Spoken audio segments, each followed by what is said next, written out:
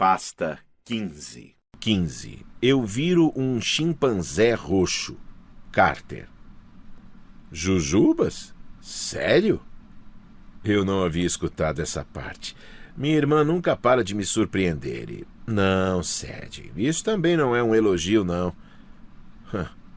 Enfim, enquanto Sadie vivia seu drama amoroso sobrenatural, eu enfrentava um capitão machado assassino que parecia querer mudar seu nome para Lâmina ainda mais suja de sangue.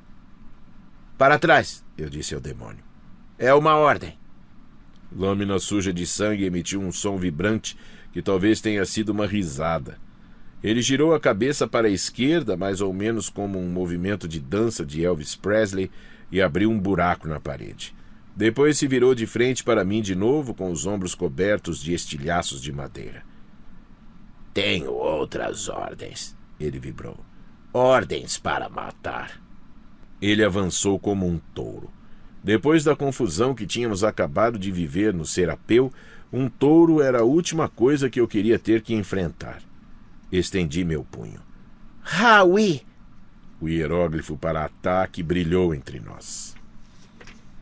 Um punho azul de energia acertou Lâmina suja de sangue, atirando-o porta fora e através da parede do camarote do outro lado do corredor.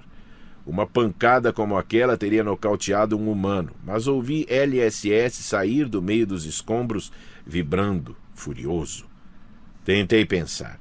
Seria legal continuar batendo nele com aquele hieróglifo muitas vezes, mas não é assim que a magia funciona. Uma vez pronunciada, uma palavra divina só pode ser usada de novo depois de vários minutos, às vezes até horas. Além do mais, palavras divinas são magia top de linha. Alguns magos demoram anos para dominar um único hieróglifo. Eu havia aprendido do jeito difícil que usar muitas delas esgota a energia rápido demais, e eu não tinha muita para desperdiçar. Primeiro problema. Manter o demônio longe dizia. Ela ainda estava semiconsciente e totalmente indefesa. Invoquei o máximo possível de magia e disse: Enida, proteger! Luz azul cintilou em torno dela. Tive uma lembrança horrível de quando encontrei Zia em sua tumba aquática na primavera anterior. Se ela acordasse envolta em energia azul e pensasse que estava presa de novo... Ah, Zia, falei. Eu não queria matar. Lâmina suja de sangue se levantou dos escombros no outro camarote. Um travesseiro estava empalado em sua cabeça, espalhando penas de ganso pelo uniforme dele. Corri pelo corredor na direção da escada, olhando para trás a fim de ter certeza de que o capitão me seguia e não ia atrás de Zia. Para minha sorte, ele estava bem na minha cola. Cheguei ao convés e gritei. Setne! O fantasma não estava em parte alguma. A tripulação de globos estava enlouquecida, zunindo freneticamente, ricocheteando nas paredes, girando em torno das chaminés, descendo e subindo a prancha de embarque, sem nenhum motivo aparente. Acho que sem as orientações de Lâmina suja de sangue, eles ficavam perdidos. O barco precipitava-se no rio da noite, oscilando muito com a correnteza. Passamos entre duas pedras escarpadas que teriam pulverizado o casco. Depois caímos por uma catarata com um baque de quebrar o queixo. Olhei para a cabine de comando e não havia ninguém no leme. Era um milagre ainda não ter nos batido em nada. Eu precisava controlar o barco. Corri para a escada. Quando estava na metade do caminho, Lâmina suja de sangue apareceu do nada. Ele passou a cabeça por minha barriga, rasgando minha camisa. Se minha barriga fosse maior... Não, nem quero pensar nisso. Cambaleei para trás, apertando meu umbigo. A pele só estava arranhada, mas ver o sangue em meus dedos me deixou tonto. Que guerreiro, eu me censurei. Felizmente, Lâmina suja de sangue havia enterrado a cabeça de machado na parede. Ele ainda tentava soltá-la, resmungando. Novas ordens. Mate Carter Kane.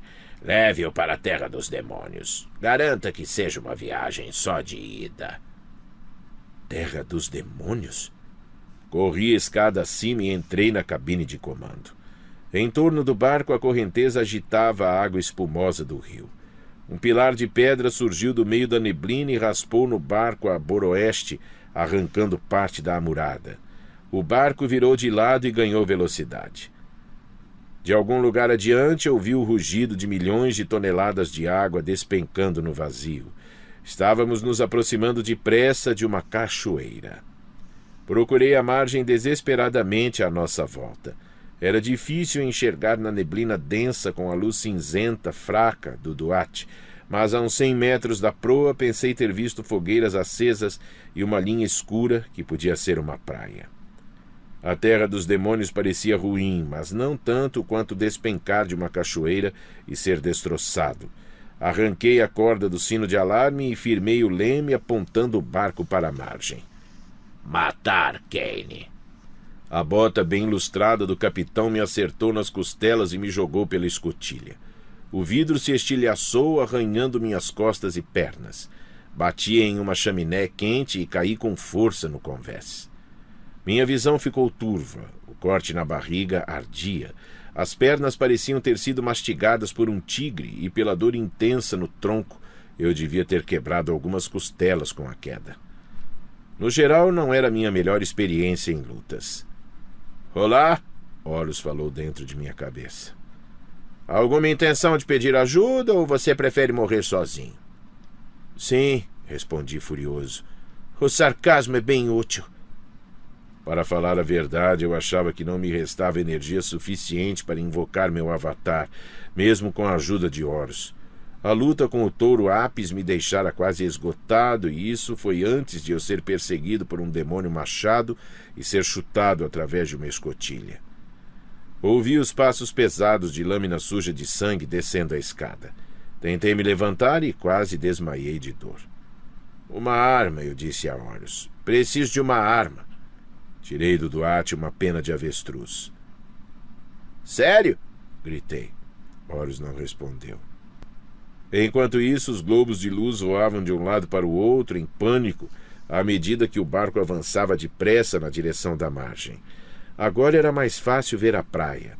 Areia negra cheia de ossos e colunas de gás vulcânico saindo de fendas flamejantes. Que ótimo! Exatamente o tipo de lugar onde eu queria atracar. Larguei a pena de avestruz e estendi a mão no Duat de novo. Dessa vez, peguei um par de armas conhecidas. O gancho e o mangual, símbolos do faraó. O gancho era um cajado vermelho e dourado de pastor com uma ponta curva. O mangual era uma haste com 3 correntes com cravos de aparência cruel. Eu havia visto muitas armas semelhantes. Cada faraó tinha um conjunto, mas essas eram perturbadoramente parecidas com as originais. As armas do Deus Sol que eu encontrara na primavera dentro da tumba dizia. O que elas estão fazendo aqui? Perguntei. Elas deviam estar com Ra. Horus continuou em silêncio. Tive a sensação de que ele estava tão surpreso quanto eu. Lâmina suja de sangue saiu de trás da cabine de comando. Seu uniforme estava rasgado e coberto de penas. O machado tinha algumas lascas novas e a bota esquerda havia entalado no sino de emergência. Então o demônio ressoava ao andar. Mas ele ainda estava melhor que eu. Chega! O capitão vibrou. Servi aos Kane por muito tempo. Perto da proa do barco ouvi o crank, crank, crank da prancha de embarque sendo baixada. Vi Setne percorrendo-a tranquilamente acima do rio agitado. Ele parou no final da prancha e esperou enquanto o barco se aproximava rapidamente da praia de areia negra. Ele se preparava para pular em direção à segurança, e abrigado embaixo do braço, Setne levava um rolo grande de papiro, o livro de Thoth. Setne! Gritei. Ele se virou e acenou, sorrindo feliz. Vai ficar tudo bem, Carter. Eu volto logo. Das! Gritei. Imediatamente as fitas de Hathor o envolveram com papiro e tudo, e Setne caiu na água. Não era minha intenção, mas eu não tinha tempo para me preocupar com isso. Lâmina suja de sangue veio para cima de mim, o pé esquerdo fazendo clump, bong, clump, bong. Rolei para um lado quando a cabeça de Machado cortou o piso, mas ele se recuperou mais depressa que eu. Minhas costelas pareciam ter sido mergulhadas em ácido. Meu braço estava fraco demais para erguer o mangual de Ra. Levantei o gancho para me defender, mas eu não tinha ideia de como usá-lo. Lâmina suja de sangue cresceu para cima de mim, vibrando com uma alegria maléfica. Eu sabia que não conseguiria me esquivar de outro ataque. Eu estava prestes a me tornar 2 metades de Carter Kane. "Acabou!" ele gritou. De repente, o capitão foi transformado em uma coluna de fogo. Seu corpo vaporizou-se. A cabeça de machado de metal caiu e cravou-se no chão entre meus pés. Pisquei, pensando se aquilo era alguma espécie de truque demoníaco, mas Lâmina suja de sangue fora definitivamente consumido. Além da cabeça de machado, restavam apenas as botas lustradas, um sino ligeiramente derretido e algumas penas queimadas de ganso flutuando no ar. A alguns metros de distância, Zia recostava-se na cabine de comando. Sua mão direita estava envolta em chamas. "Sim", ela murmurou para o machado fumegante. "Acabou." Zia apagou o fogo, depois veio cambaleando até mim e me abraçou. Eu estava tão aliviado que quase consegui ignorar a dor lancinante nas costelas. "Você está bem?" falei, o que pareceu idiota naquelas circunstâncias, mas ela me recompensou com um sorriso. "Sim", Zia respondeu. "Tive um momento de pânico. Acordei cercada de energia azul, mas..." Sem querer, olhei atrás dela e meu estômago revirou. "Segure-se!" gritei. O rainha egípcia bateu na margem a toda velocidade. Agora entendo toda a importância do uso de cinto de segurança. Segurar-se não serviu para absolutamente nada. O barco invadiu a terra com tanta força que Zia e eu fomos arremessados como balas de canhão. O casco se abriu atrás de nós com um estrondoso cabum. A paisagem voou na direção de meu rosto. Tive meio segundo para ponderar se ia morrer espatifado no chão ou em uma fenda flamejante. Então, acima de mim, Zia segurou meu braço e me puxou para o alto. Eu a vi de relance, séria e determinada, segurando-me com uma das mãos e agarrando as garras de um abutre gigantesco com a outra. Seu amuleto. Havia meses que eu não pensava nele, mas Zia tinha um amuleto de abutre. Ela conseguira ativá-lo de algum modo, porque ela é simplesmente incrível assim. Para nosso azar, o abutre não era forte o bastante para sustentar o peso de 2 pessoas. Ela poderia apenas retardar nossa queda, então, em vez de nos espatifarmos, Zia e eu rolamos com força pelo solo arenoso negro, esbarrando um no outro até chegarmos bem na beirada de uma fenda flamejante. Meu peito parecia completamente pisoteado. Cada músculo em meu corpo doía e eu enxergava tudo duplicado. Mas, para meu espanto, minha mão direita ainda segurava com firmeza o gancho e o mangual do Deus Sol. Eu sequer havia notado que eles continuavam comigo. Zia devia estar em melhor estado que eu. Claro, eu já havia visto animais atropelados em melhor estado que eu. Ela encontrou forças para me puxar para longe da fissura, na direção da praia. "Ai!" reclamei. "Fique quieto." Zia falou uma palavra de comando e o abutre voltou a ser um amuleto. Ela vasculhou a mochila, tirou um pequeno pote de cerâmica e começou a esfregar uma pasta azul nos cortes, nas queimaduras e nos hematomas que cobriam a parte superior de meu corpo. A dor nas costelas diminuiu de imediato. Os ferimentos desapareceram. As mãos de Zia eram macias e quentes. O unguento mágico tinha cheiro de madressilva em flor. Não foi minha pior experiência daquele dia. Ela pegou mais uma porção do unguento e olhou para o corte longo em minha barriga. É melhor você fazer essa parte." Ela passou a pomada para meus dedos e me deixou aplicá-la. O corte se fechou. Sentei-me devagar e cuidei dos cortes de vidro em minhas pernas. Juro que podia sentir minhas costelas se emendando. Respirei fundo e fiquei aliviado ao perceber que não doíam mais. "Obrigado", falei. "O que é isso?" "Bálsamo de Nefertem." "É uma balsa?" A risada dela me fez sentir quase tão bem quanto o bálsamo.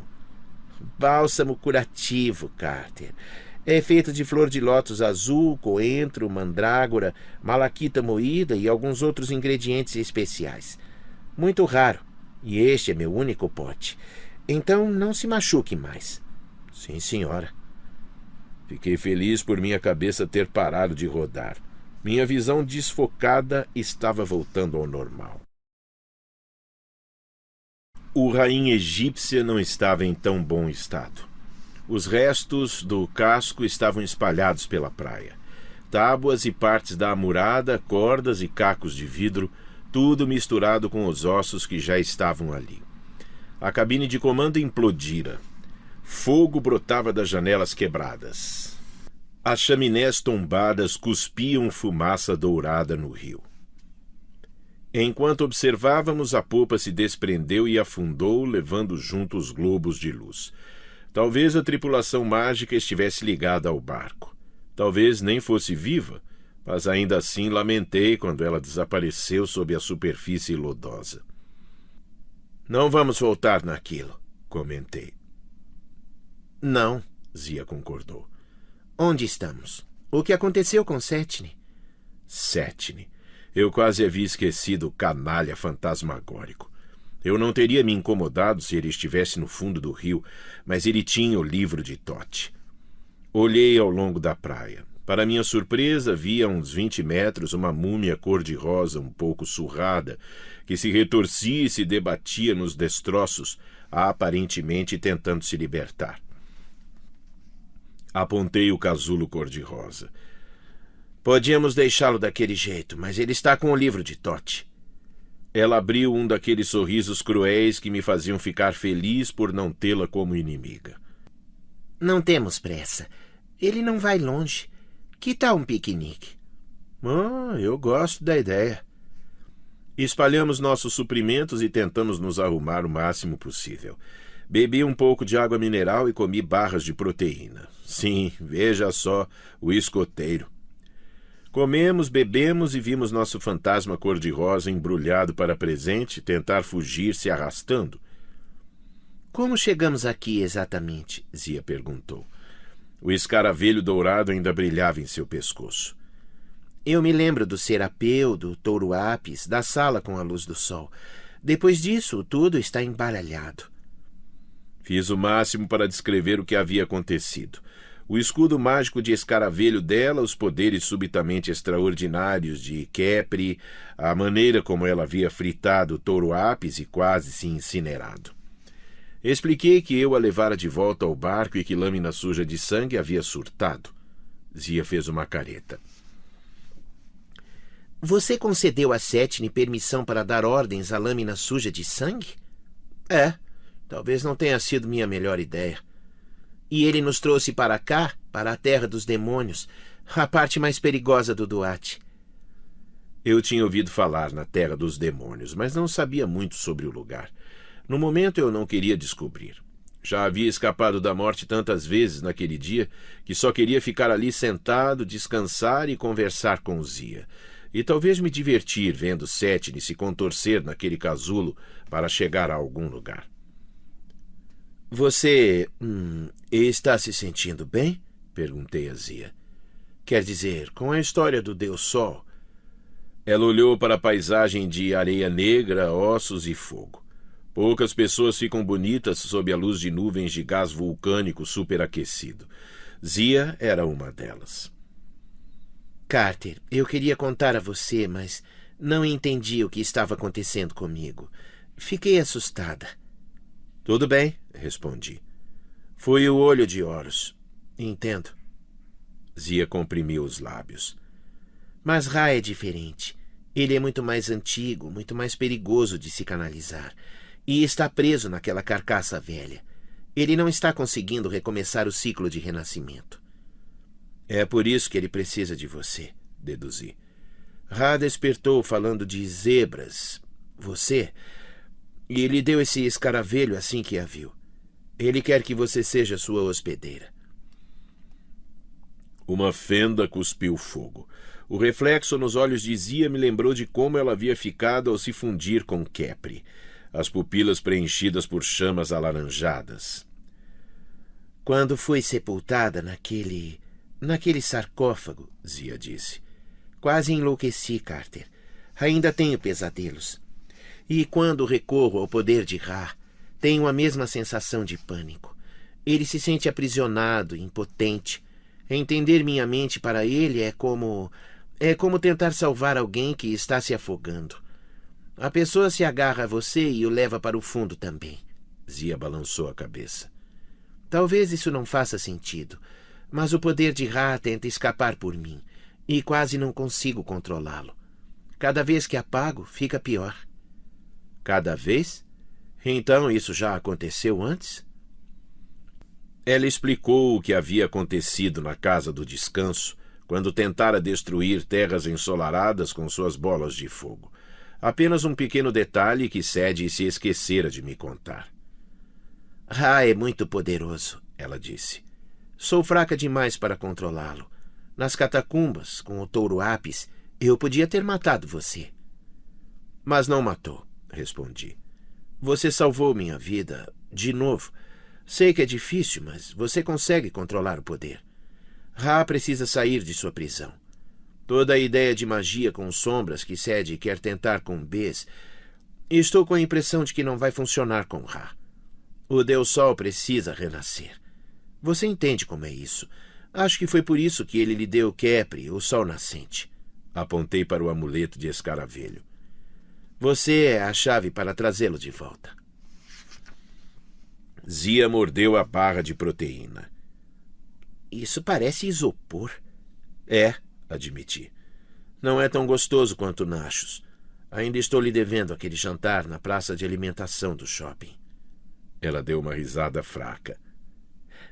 Queria poder ir agora. Normalmente as garotas não ficam tão ansiosas para sair comigo. Não que eu já tenha convidado alguma. Ela se inclinou e me beijou. Eu havia imaginado esse momento muitas vezes, mas estava tão despreparado que não tive uma reação muito tranquila. Larguei minha barra de proteína e inspirei a fragrância de canela de Zia. Quando ela se afastou, eu ofegava como um peixe. Disse algo como... Você é uma boa pessoa, Carter, ela falou. E é engraçado. E apesar de ter atravessado uma janela e sido arremessado por uma explosão, você até está bonito. E também tem sido muito paciente comigo. Mas tenho medo. Nunca consegui ficar junto das pessoas de quem eu gostava. Meus pais, Iskandar. Se eu for fraca demais para controlar o poder de Ra e acabar machucando você... Não, interrompi imediatamente. Você não vai me machucar, Zia. Ra não a escolheu por você ser fraca. Ele a escolheu porque você é forte. E... Olhei para o gancho e o mangual a meu lado. Eles meio que apareceram. Acho que estão por aqui por algum motivo. Você devia segurá-los. Tentei entregar as armas, mas Zia fechou meus dedos em torno delas. Guarde-os, ela disse. Você tem razão. Eles não surgiram por acaso, mas surgiram em suas mãos. Podem ser de Ra, mas Horus deve ser Faraó. As armas pareceram se aquecer, ou talvez fosse apenas o fato de Zia estar segurando minhas mãos. A ideia de usar o gancho e o mangual me deixava nervoso. Eu havia perdido meu kopesh, a espada usada pelos guardas do faraó, e recebido as armas do próprio faraó. E não um faraó qualquer. Eu estava com os instrumentos de Ra, o primeiro rei dos deuses. Eu, Carter Kane, um garoto de 15 anos que sempre estudara em casa, ainda estava aprendendo a fazer a barba e mal sabia que roupa usar em um baile de colégio, havia sido julgado digno das armas mágicas mais poderosas de todos os tempos. Como você pode ter certeza? Perguntei. Como elas poderiam ser minhas? Zia sorriu. Talvez eu esteja entendendo Ra melhor. Ele precisa do apoio de Horus. Eu preciso de você. Tentei pensar em uma resposta e se tinha coragem de pedir mais um beijo.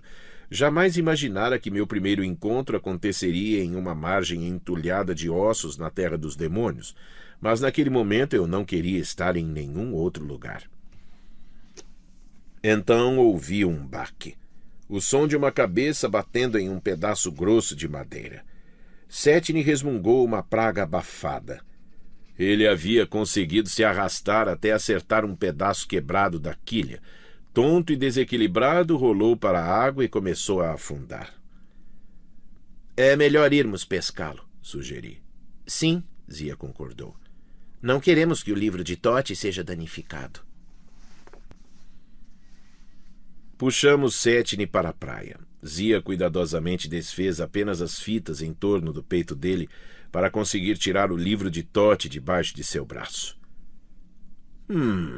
Setne falou. Lamento, não me interessa, eu disse. Estamos com o livro. Então, agora vamos embora. Eu não quero levar outra facada nas costas ou continuar ouvindo suas mentiras. Setne revirou os olhos. Ele balançou a cabeça vigorosamente, resmungando o que provavelmente era uma ótima explicação para justificar ter feito meu servo demônio se virar contra mim. Zia abriu o papiro e estudou o texto. Depois de algumas linhas, ela começou a franzir o senho. Carter, aqui tem informações muito perigosas. Estou apenas dando uma olhada por cima, mas vejo descrições dos palácios secretos dos deuses, feitiços para obrigá-los a revelar seu nome verdadeiro, indicações de como reconhecer todos os deuses, independentemente da forma que eles tentem assumir. Ela olhou para mim assustada. Com esse tipo de conhecimento, Setne poderia ter causado muito estrago. A única coisa boa, pelo que posso ver, é que a maioria desses feitiços só pode ser executada por um mago vivo. Um fantasma não conseguirá lançá-los. Talvez por isso ele tenha nos mantido vivos durante esse tempo, deduzi. Precisava de nossa ajuda para pegar o livro. Planejava nos enganar depois para que lançássemos os feitiços que ele quisesse. Setne resmungou um protesto. Podemos encontrar a sombra de Apophis sem ele? Perguntei a Zia. Setne murmurou, mas eu o ignorei. Zia leu mais algumas linhas. Apophis, o Sheoth de Apophis. Sim, aqui está. Ele fica na Terra dos Demônios. Então estamos no lugar certo. Mas esse mapa... Ela me mostrou uma parte do papiro tão cheia de hieróglifos e imagens que eu sequer consegui identificar que aquilo era um mapa. Não tenho ideia de como ler isto. A Terra dos Demônios é gigantesca.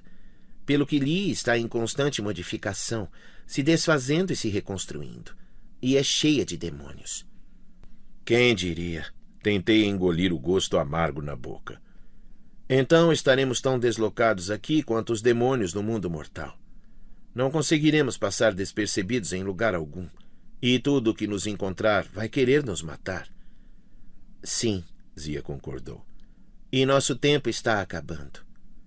Ela estava certa. Eu não sabia exatamente que horas eram no mundo mortal, mas havíamos entrado no Duat no final da tarde. Àquela hora já devia ter anoitecido. O Alt não passaria do pôr do sol. Ele podia, inclusive, estar morrendo naquele momento e a coitada de minha irmã... Não, era doloroso demais pensar nisso. Mas ao amanhecer do dia seguinte, Apophis se ergueria. Os magos rebeldes atacariam o primeiro gnomo. Não podíamos nos dar ao luxo de ficar vagando por uma terra hostil, enfrentando tudo em nosso caminho até encontrarmos o que procurávamos. Olhei furioso para Setne. Estou supondo que você pode nos levar até a sombra. Ele assentiu. Olhei para Zia. Se você não gostar de algo que ele fizer ou disser, pode incinerá-lo. Com prazer. Ordenei que as fitas liberassem apenas a boca dele. Santo Horus, parceiro, Setne reclamou. Por que me amarrou? Bem, vejamos. Talvez porque você tentou me matar. Aquilo? Setne suspirou. Escute, parceiro. Se vai fazer um escarcéu todas as vezes que eu tentar matar você... Escarcéu? Zia perguntou, invocando uma bola de fogo na mão. Tudo bem, Setne falou. Escute, aquele capitão demônio ia trair você de qualquer jeito. Eu só dei um empurrãozinho. E tive motivo para isso. Precisávamos chegar aqui na Terra dos Demônios, certo? Seu capitão nunca teria aceitado traçar essa rota, a menos que acreditasse que podia matar você. Essa é a terra dele. Demônios nunca trazem mortais aqui, a menos que eles sejam o jantar. Eu precisava lembrar que Setne era um mestre da mentira. O que quer que ele me dissesse seria conversa para Apis dormir. Redobrei minha força de vontade contra as palavras dele, mas ainda era difícil não achá-las razoáveis. Então você ia deixar lâmina suja de sangue me matar, falei. Mas era por uma boa causa. Eu sabia que você ia dar conta dele. Zia mostrou o papiro. E é por isso que você estava fugindo com o livro de Tote? Fugindo? Eu ia explorar o caminho. Queria encontrar a sombra para guiá-los até ela. Mas isso não tem importância. Se me soltarem, ainda posso levá-los à sombra de Apófis e consigo fazê-los passar despercebidos. Como? Zia perguntou. Setne bufou indignado. Eu pratico magia desde que seus ancestrais usavam fralda, boneca. E embora seja verdade que não posso lançar todos os feitiços de imortais que eu gostaria... Ele lançou um olhar sonhador para o livro de Tote. Aprendi alguns truques que só os fantasmas podem fazer. Se me desamarrarem, eu mostro. Olhei para Zia. Dava para ver que estávamos pensando o mesmo. Ideia terrível, mas não tínhamos uma melhor. Não acredito que estamos realmente considerando isso, ela resmungou. Setne sorriu. Ei, vocês estão sendo espertos. Essa é a melhor chance de vocês. Além do mais, eu quero que vocês tenham sucesso. Como disse, eu não quero que Apófis me destrua. Não vão se arrepender. Eu sei que vou, respondi. Estalei os dedos e as fitas de Hathor se soltaram. O plano genial de Setne, ele nos transformou em demônios. Bem, sim, na verdade era só um glamour, então parecíamos demônios, mas era a melhor magia de ilusão que eu já tinha visto. Zia olhou para mim e começou a rir. Eu não conseguia ver meu rosto, mas ela disse que no lugar da cabeça, agora eu tinha um enorme abridor de garrafa. O que percebi foi que minha pele estava roxa e minhas pernas eram peludas e curvas como as de um chimpanzé. Não critiquei a risada de Zia, mas ela não estava muito melhor. Agora era uma garota demônio grande e musculosa com pele verde viva, vestido com estampa de zebra e cabeça de piranha. Perfeito, disse Setne. Vão passar despercebidos. E você? Perguntei. Ele abriu os braços. Ainda usava calça jeans, tênis branco e paletó preto. Os anéis de diamante nos mindinhos e a corrente de ancres de ouro brilhavam à luz do fogo vulcânico. A única diferença é que era sua camiseta vermelha agora tinha a inscrição Dá-lhe demônios. Não dá para melhorar o que já é perfeito, parceiro. Esta roupa funciona em qualquer lugar. Os demônios não vão nem olhar duas vezes, se é que eles têm olhos. Agora vamos. Setne se afastou da praia sem esperar para ver se o seguíamos. De vez em quando estudava o livro de Tote para se orientar. Ele explicou que seria impossível encontrar a sombra naquela paisagem inconstante sem consultar o livro, que fazia às vezes de bússola, guia turístico e calendário astronômico.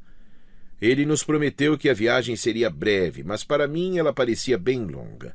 Qualquer tempo a mais na terra dos demônios e não sei se eu teria enlouquecido.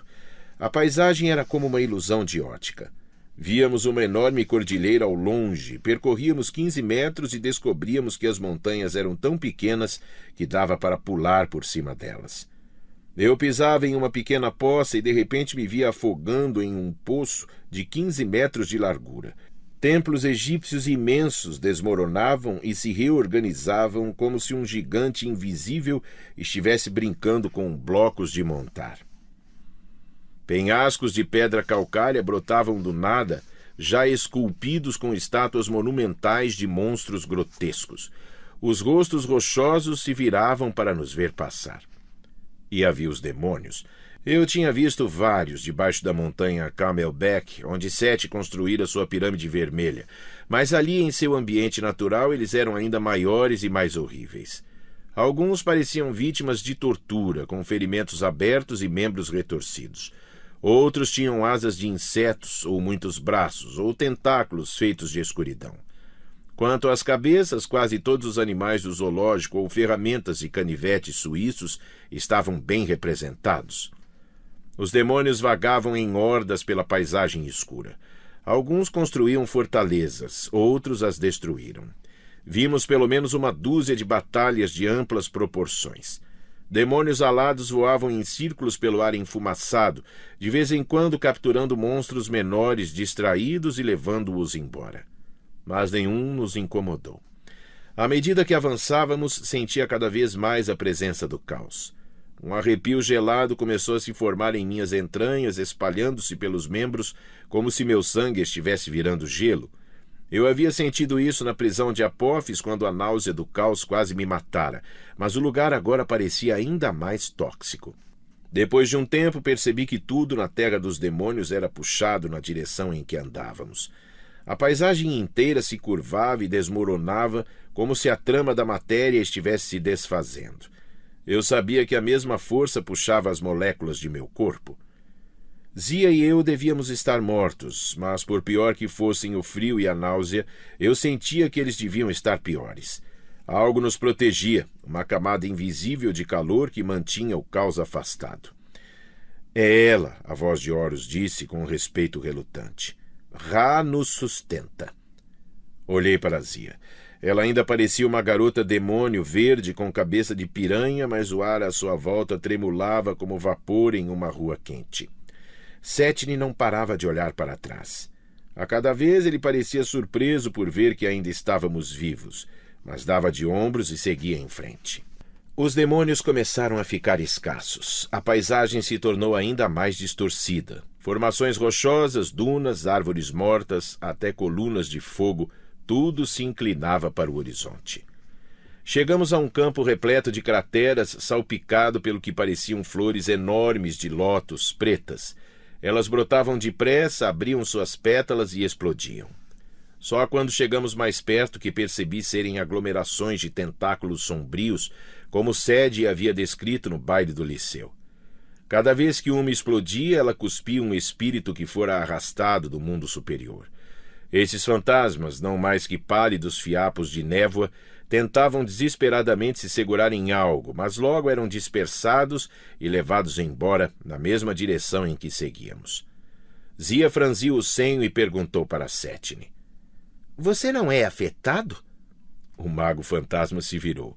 Pela primeira vez, sua expressão era grave. Ele estava mais pálido, suas roupas e joias sem cor. Vamos continuar andando, ok? Eu odeio este lugar. Fiquei paralisado. Reconheci o penhasco à nossa frente, o mesmo da visão que Apófis me mostrara. Só que agora não havia espírito algum abrigado nele. Minha mãe esteve ali, falei. Zia pareceu entender. Ela segurou minha mão. Talvez tenha sido um penhasco diferente. A paisagem está sempre mudando. De algum jeito eu sabia que era o mesmo lugar. Tinha a sensação de que Apófis o mantivera intacto só para me provocar. Setne girou os anéis nos mindinhos. A sombra da serpente se alimenta de espíritos, parceiro. Nenhum deles dura muito. Se sua mãe esteve aqui... Ela era forte, insisti. Maga, como você. Se você consegue resistir, ela também podia. Setne hesitou. Depois deu de ombros. Claro, parceiro. Agora nós estamos perto. Melhor continuarmos andando. Logo ouvi um rugido distante. O horizonte brilhava vermelho. Parecíamos andar mais depressa, como se tivéssemos subido em uma esteira rolante. E então chegamos ao cume de uma colina e vi nosso destino. Aí está, Setne anunciou. O Mar de Caos. Diante de nós se estendia um oceano de névoa, fogo ou água. Era impossível definir. Matéria vermelha acinzentada se revolvia, fervente e fumegante, revirando-se como meu estômago. O mar se estendia até onde a vista alcançava e algo me dizia que não tinha fim. A beirada não parecia uma praia, mas sim uma cachoeira ao contrário. Chão sólido despencava no mar e desaparecia. Um pedregulho do tamanho de uma casa rolou colina abaixo à nossa direita, desceu até a praia e dissolveu-se na arrebentação.